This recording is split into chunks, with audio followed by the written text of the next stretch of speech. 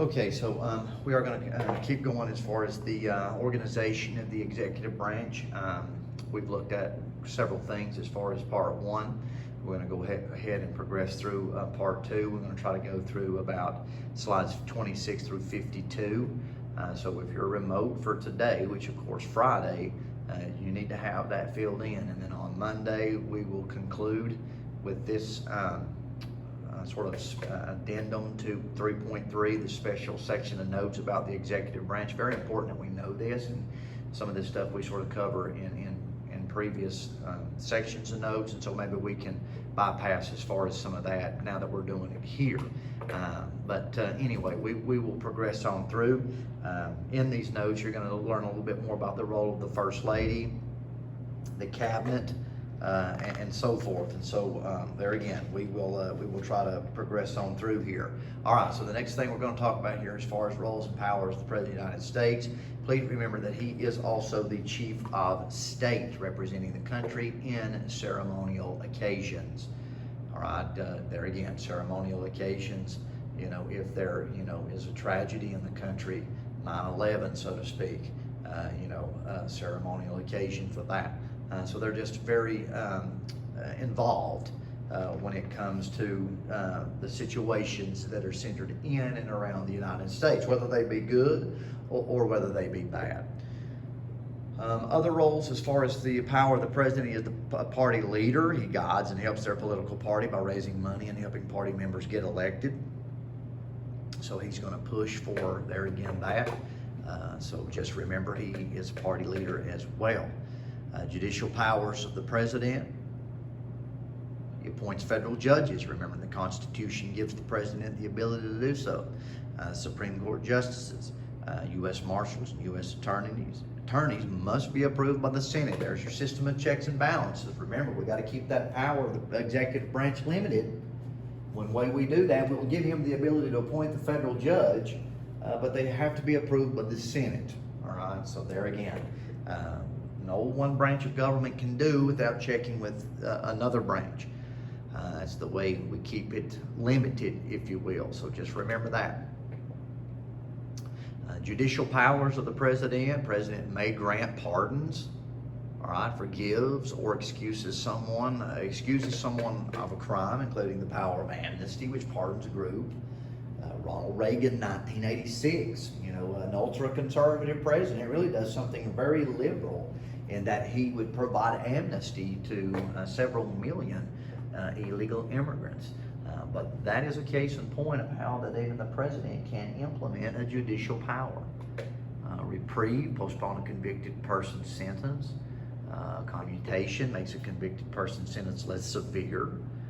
Just the other day, Trump provided a presidential pardon to an African-American lady who had a pretty high consequence or high sentence, as far as what she was dealing with. He forgave her of that. And I think she spoke at the Republican National Convention. So that too is a good case in point. So you can look a lot of that information up, in your own time to sort of get an idea of how the president will, utilize a judicial power, mercy or leniency through clemency. So just remember those types of judicial powers. Now, executive privileges allows members of the executive branch, including the president, to withhold information from Congress, the courts, and the American people. Those are executive privileges. This precedent was set by George Washington, Jefferson, and used by Jefferson, and even Andrew Jackson used those particular executive privileges. Some limitations. U.S. versus Nixon, U.S. Supreme Court case during the Watergate investigation. President Nixon refused to hand over tapes of discussions held inside the Oval Office. There again, claiming the executive privilege protected his right of refusal. Nixon's refusal was challenged by federal prosecutors and eventually made its way to the Supreme Court. The Supreme Court ruled that executive privilege has limits, and Nixon had to release those tapes. And once those tapes were released, sort of proving the Watergate scandal, it was all over for Richard Nixon. He resigned as President of the United States, and Gerald Ford serve his remaining term out as President of the United States. Senate must approve most presidential appointments. Congress can override a presidential veto of a particular bill. And remember the particular fraction, 2/3 of a vote. Congress can pass laws to limit the power of the president. Congress can control funding for the executive branch, and the Supreme Court can declare presidential actions unconstitutional. Those are all limitations that are put on the president. So there again, we got to keep his power limited. And these are very good case in point as far as how it can happen. All right, moving on here. President, vice president, executive branch officers may be impeached and removed from office. Please remember that just because a president is impeached, he is not dismissed from office. Those are just formal charges placed on a president. Donald Trump has been impeached. However, he wasn't dismissed from office. It takes the House of Representatives to vote to bring up impeachment charges, but the U.S. Senate has to vote for the dismissal of the President of the United States. So they got the impeachment in the House of Representatives being predominantly controlled by Democrat, but they were not able to get Trump dismissed because it was controlled by the Republican Party controlled the U.S. Senate. And of course, Trump is Republican, so nevertheless, that is another way to limit the power of the President of the United States. All right, we're going to talk a little bit about the roles of the First Lady. Hostess of the White House. First Lady is usually the wife of the President. She organizes official ceremonies and state functions, often sets fashion trends. Recent First Ladies have devoted their time as First Lady to promote causes like environmental protection, health care, literacy, childhood obesity. All right, so, each First Lady have their own, particular interest and public policies, if you will. So just keep that in mind. Role of the Vice President, constitutional role. He presides over the Senate, may only vote to break a tie. So remember that. Who is President of the Senate? The U.S. Senate. It is the Vice President. All right, he can only vote to break a tie. Presides over and certifies the electoral vote. All right, just imagine how much fun Al Gore had when he was counting those votes off when he lost the general election in 2000 against George W. Bush. I'm sure he had a fun time counting all those electoral votes, knowing that he got beat. Becomes president if the president dies or becomes unable to serve. All right. Other roles, the president, vice president taking a assigned role and duties given by the president. There again, the president of the United States, he may want the vice president to be more active.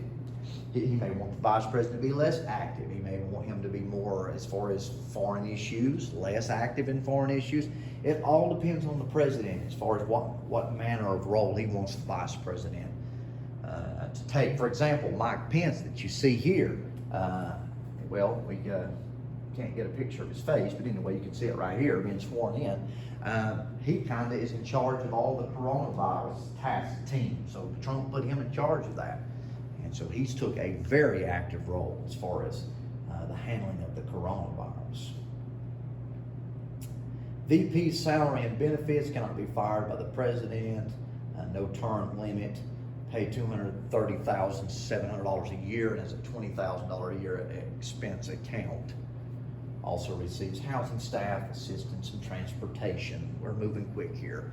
Next in line, the Presidential Succession Act. Of course, this is a constitutional amendment. The framers of the Constitution left the details of presidential succession to Congress. Presidential Succession Act of 47 changed the line of succession after the Vice President to Speaker of the House. So what that means is that if the President of the United States, let's say hypothetically, is assassinated, as well as the Vice President, or let's say there's a plane crash and both individuals have expired, next in line per the Succession Act of 1947 would be the Speaker of the House, followed by the President pro tempore. Followed, of course, then by the cabinet members, starting with the first department created. All right, so that is your succession, if you will, not secession, breaking away, but succession, who inherits what you know, if by some chance something happens to President, Vice President, and Speaker of the House, it would just go as such as you see here. All right, next in line, of course, the 25th Amendment. 1967 further clarifies presidential succession, vice presidential vacancy, and presidential inability. If the president dies or is removed, the vice president, of course, becomes president of the United States. If there's a vice presidential vacancy, a new vice president would be appointed by the new president. This was first used in '73, going back to the Watergate scandal. Nixon resigns, Gerald Ford steps in. He transitions from vice now to president, so he has to choose a vice president. And he chose Spiro Agnew. Congress must approve this appointment by a majority vote. There's your checks and balances. Don't forget about that. There again, keeping that president or that executive power limited. We operate there again on a limited government. If the president is unable to perform the powers and duties of his office due to health or other reasons, the vice president will become acting president until the president is able to resume. First used '85, Ronald Reagan sent a letter to Congress handing power to George H.W. Bush while he underwent surgery to remove cancerous polyps from his colon. Okay, very good information here that you really need to know. It's really solid information as far as the importance of the executive branch. John Tyler, 10th president after the death of William Henry Harrison, would be next in.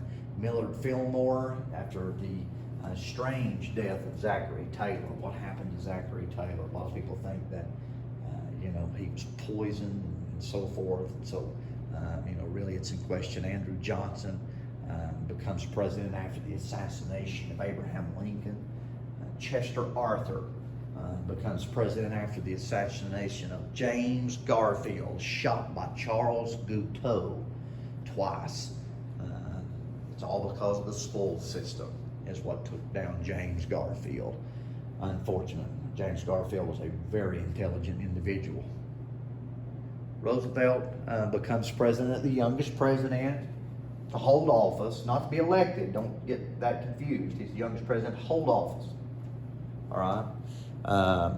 After William McKinley's assassination, and boy, were those captains of industry, your all right, I drew a blank. Your captains of industry, such as Andrew Carnegie, Rockefeller. Boy, those guys were really nervous when William McKinley was assassinated because they done a lot to get him in. But when he was assassinated, Teddy Roosevelt became president, and Teddy Roosevelt was a trust buster. He busted up monopolies, corporations. He took them down. So those guys were really nervous when Roosevelt came into play. But anyway, that's beside the point. Calvin Coolidge, 30th president after the death of Warren G. Harding. Matter of fact, I saw in the news the other day that his body could possibly be exhumed to prove that if a particular family member, if he was blood kin to him, but I don't know if it would ever happen to that.